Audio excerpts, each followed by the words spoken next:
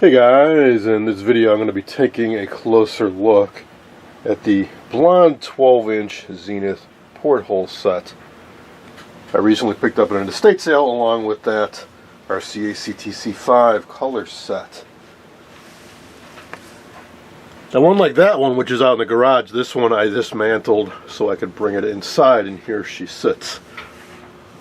Let's start out with testing the 12 LP4 black and white picture tube. Then I think we have something a little surprising in store for the chassis. Save that till later. And then I want to talk a little bit about the cabinet, which has a blonde finish, which has some condition issues in spots. We talk about what possibly could be done about that. First up, let's grab, I'll use my B&K 440 to test the CRT.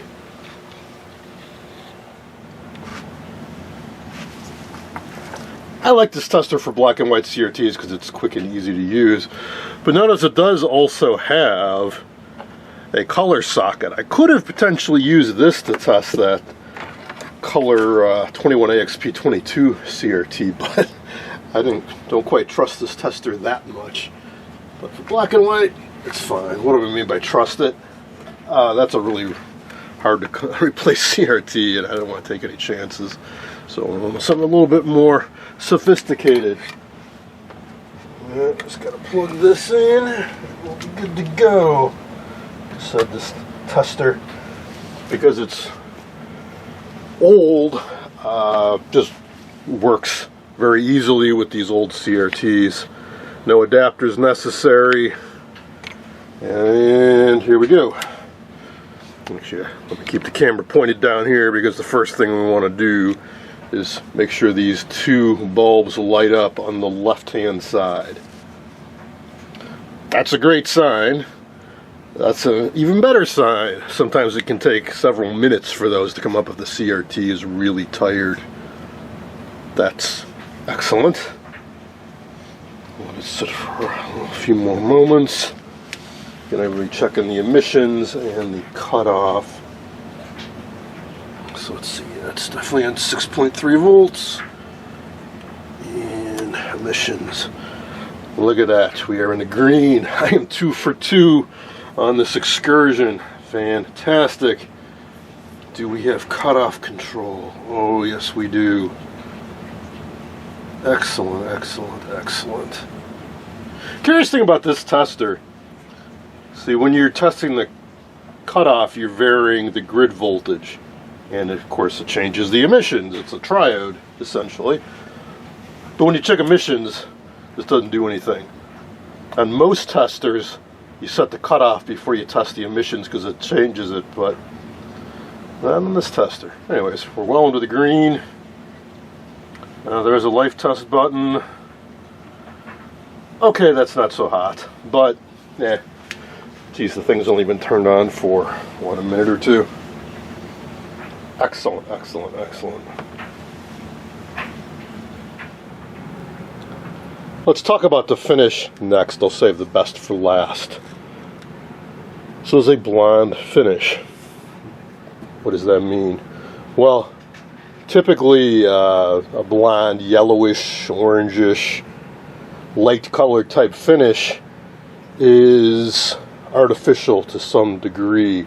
It's not like this is yellowish wood that they clear coated. So unlike most wooden things from that age, which were mahogany and walnut, they'd put a little bit of tint in it in the finish or stain it to make it pop. But the underlying wood was kind of that color. These are a bit different. And there's a number of ways they could have done it. I by no means have any magic secrets to touching these up, but I'll tell you what I know. And so far I haven't 100% decided what or how they did this. I can tell you it's crazed. I think you can see it in the reflection there, which reminds me of German console radios from the 60s that had like an acrylic finish on it that would crack like that. Sometimes you get clues where there's damage and see how the layers are built up. But it's not telling me a whole lot. Well, it'll tell me a little bit. So one of the ways they can do this is completely fake. Like if you get a Motorola 7-inch VT71 with a blonde finish, at least on the front, that's like, it's hard to describe. It's like thick paint. I know because I had one that was really damaged and I stripped it down. It's just poplar wood with a really thick layer of like yellowish whitish paint, and then the grain is somehow put on. Well, it's a photo finish, like Philco did back in the 30s on their low-end radios. So that's one way to do it. And same with like that guy, that blonde predicted tandem in the distance there. It's completely fake wood grain, somehow applied on like a giant decal or something. All right, there's another way to do it, limed oak, which I imagine some of you have heard of, and that was used on one of my sets. I did a video on it ages ago, Admiral 30A16, where it actually has like a red oak veneer, and then they whitewashed it. I could tell this because it has damage, similar to that, and areas where it's worn, and you can see, like do some detective work, and you can see various layers how it was built up. So it started with like a reddish, pinkish kind of veneer, and then it was whitewashed. And that to me seems the trickiest part, because you want to make it light colored but not completely obscure the grain, but also be even. So I'm not sure what they used exactly, but I'm going to call it a whitewash. And then some type of tinted overspray. Maybe it was just amber tinted or yellow tinted lacquer. I experimented with some scraps of wood, and I got something reasonable on some small samples. I never tried doing an entire cabinet before. Now this, I don't think is either of those. I'm not sure what this is. You can definitely see grain through this, but the crazing doesn't quite look like lacquer to me. It looks actually a lot like a Predicta would. When it's finished, deteriorates. It gets this crackle crazing too. So this might all be fake.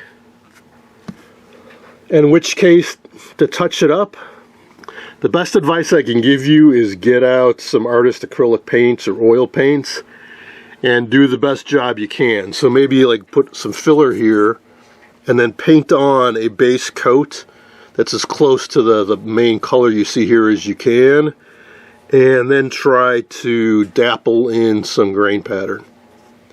I think that'd be your best bet on this. If you want to completely strip this down and recreate this finish, man, I don't know.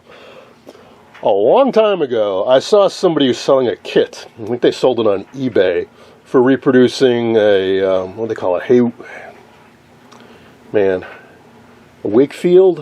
Wakefield, a classic 50s blonde furniture type of, and I think it was like a two-part system, which seemed to me was kind of like that whitewash thing I was talking about. It was sort of like a stain, kind of like a gel stain kind of thing.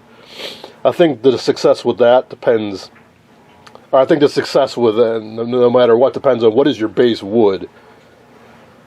The way this looks, I kind of have a feeling if you strip this down, this might just be like plywood. I can't tell from this damaged area. Is that just a layer of plywood that's gone? Or is that some actually like some nice exotic veneer? Because there is an extreme possibility. I did buy some actual blonde mahogany veneer that came from like Australia or New Zealand or something like that a while ago to patch up a blonde thing. No, actually, I got it for the Motorola VT71 because I knew my artist skills weren't up because I was so damaged I completely stripped it down to the bare poplar, and my plan was to re-veneer it with real blonde exotic veneer. So yeah, that is an option if the cabinet was really, really badly damaged. If any of you have thoughts on what this might be made out of, or techniques for doing a blonde finish, I'd love to hear you, because my CTZ5 is also blonde, but it looks a bit different than this. I think it's a different process. And you know, we can kind of get some clues here too. So here it does kind of look like it could be red oak or something, like I was talking about earlier, where the finish is like chipped off. So maybe this is like a red oak veneer that has a semi-transparent something applied to it and then clear coated with something. Now this, at first I thought the finish was scuffed right through. I think this might actually be crap that's on the surface. I'm not sure. It's pretty bad either way. Yeah, this might be through the finish. It's almost like I got it braided and there's crap on top of it, just to to make it extra fun. What am I going to do? I'll Gojo it. I'll make it look a little bit nicer.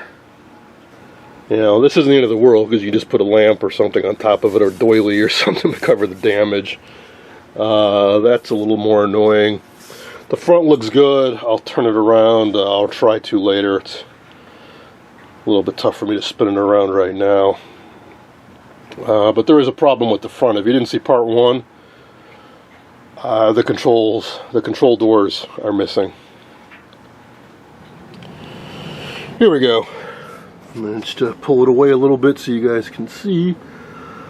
So yeah, the damage up here, that's pretty bad, and a little less bad here. Otherwise, I can live with it, but I definitely want to try to touch up that corner and a little bit here. So again, I'll use some type of light color wood filler and then paint it up as best I can. One problem with painting, I'll tell you, is you can paint it if you use like cheap water-based acrylic hobby paint, and it may look pretty good today. I couldn't tell you if it would look good in 10 years, especially if it gets exposed to UV, because it may very well, the pigments may fade differently than the main cabinet, so that is a potential thing to think about. Alright, so I have seen some photos of other examples of this model, and I kind of think that this chrome is right. I wasn't sure if that was originally brass plated or something like that, but I'm thinking maybe that is. Well, what's missing is there should be a metal door on either side that's hinged. If you recall, I restored a 16-inch porthole last year. That had exactly the kind of doors that should go over this. And there's a prism on either side that has a light on the inside, which is a channel number and I think the volume or contrast setting. It still looks kind of cool as is, but really, it looks a lot better if those are covered up. And then this basket we've done here is super distinct look, very cool. That's plastic, and it's in fantastic shape, so no worries there. Those doors, yeah, that's going to be a bit of a needle in the haystack, I expect. Made out of stamped metal. With piano hinges, it would screw in on the bottom, and that snaps up, and this is what it actually holds it up in place. You tilt it down to make adjustments and close it back up. We got some wear where the channel and volume knobs are. Doesn't bother me so much, but again, we get to do some detective work, so yeah, that sure does look. Now, I don't know if that's red oak. That might very well be mahogany, now that I'm getting a little bit better look at it. But it's certainly a reddish brown wood, which is good, because that means there is very likely real wood under here, and it's just got a coating on it. That's the easiest one to touch up, I think. And you know what? So, check out the finish on the front. That to me looks like your standard classic clear coat lacquer finish. We got a bit of alligatoring. Seen it many times. The top looks quite a bit different, doesn't it? I suspect somebody slopped something on top of this. I mean, look how glossy that is and how crazed it is, and the front is very different. Yeah, I bet somebody sprayed some acrylic Maybe polyurethane. I don't think the polyurethane would have crazed so much, so I bet they sprayed on something on top of it. Oh joy. Here's a look at the power supply that I removed from the cabinet with this massive power transformer. Now we can start talking about the interesting, fun aspect of this. See that logo on that tube? Zenith. Nice Coke bottle, probably the original. The one next to it though, it's a newer replacement 5, actually it's a 5AU4. It's also a Zenith. In fact, every tube I have looked at so far in this chassis is Zenith branded. Meaning that it's probably under service contract, so as tubes got replaced, they were replaced at a dealer authorized service center. They only use Zenith branded tubes. It also might mean not a whole lot's been done with this, and it's kind of low hour as indicated by the good emissions on that CRT. Let's take a peek under this for a moment. Now, having this modular design also makes it a bit easier to work on, because imagine if this transformer was on that main chassis. That would be considerably heavier. But divide and conquer. We can work on this separately, then work on the main chassis. But I did notice one thing underneath. That cap has failed. It's leaked. A little ugly, a little corroded. The other two look okay. But for sure, that guy's got to go. Otherwise, not much to it. I assume that's a filter choke, a couple power resistors, and that's it. Now, here is the main chassis with, one of those insane carousel or paddle wheel type tuners. The CRT I'm not sure about. It's just sort of hard to get at. Okay, it's 12LP4A, but oh, here we go. CBS. Okay, it's not an original. Probably not an original. Okay. If it was original, it'd probably be Rowland branded. But that's okay. I mean, all I care is that it tests good. So, I mentioned Zenith branded tubes. Zenith, Zenith, Zenith, but it's red. So depending on the color, I guess it indicates that it's a replacement or a different era of replacements.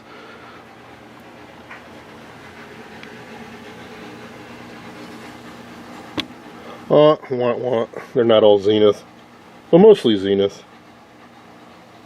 I believe that's Zenith. Zenith, Zenith, Zenith, Zenith, Kenrad, RCA. Oh well. Zenith, Zenith. It's mostly Zenith. Zenith, Zenith, Zenith, and a Zenith. We'll know more when I take them all out. This had some type of black tar kind of cushioning substance. It's melted, it's lumped down here. Seen similar issues with Dumont's, Stromberg Carlson's, whatever this stuff was. So I'm going to have fun chipping and dissolving and cleaning that off, and I'll replace it with some kind of rubber strip. These are the light bulbs that go behind those prisms. So this, I believe, first I thought that must be volume, but I think it's actually contrast. Well, you'd want to know if the contrast setting is 1 through 9, I don't know. And here's the channel numbers, which go in a crazy order, because Zenith knew that you wouldn't have adjacent channels in any one particular area, so they grouped them up more logically. So you would just have to do a single change to go between stations in your area, rather than having to skip over unused stations. So, familiar territory for me. It's very, very similar to that chassis, that 16-inch, except we don't have a metal cone CRT that you can get shocked by. So it'll be a little bit easier to work on. I'm going to try to tip it on its side so we can take a peek underneath, because I have not yet. And that's one challenge with working on these, is How? Can't really tip it on that side because you got coils in this kind of flimsy high voltage box. On this side, that must be what I did last time, and let this massive tuner help support it. So I'll give that a try. I got it propped up pretty stably with the aid of this lally column, and it sure looks to be all original, all too familiar to me from doing one recently, including these giant looking mica caps that are actually paper caps inside. Yep, same weight. That guy's even split open. So all these plastic looking bumblebees and the gray caps, they're paper caps inside. They all gotta go. And these guys are all gonna be bad, or if they're not, they should be replaced anyways. You can see how corroded they get. Yep, same dual caps up here. Yep. There's a lot of caps, no question. And it's an odd set. I mean, it's odd compared to other TVs like an RCA or an Admiral. Zenith did things their own way, but they do perform well once you get everything squared away.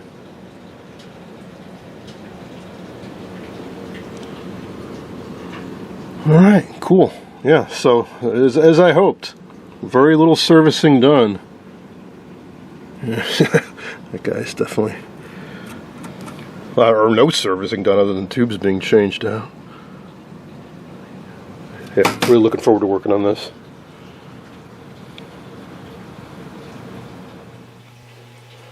So as always, I'll get to it when I get to it, but don't be surprised if it doesn't show up sooner than later, at least for an initial power-up attempt, simply because it's right in the middle of my workshop area.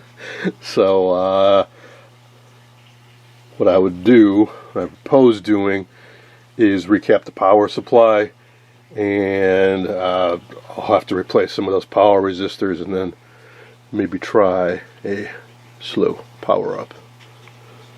That's it for now. If any of you have any experience, any thoughts on touching up or creating a blonde finish, I'd love to hear from you.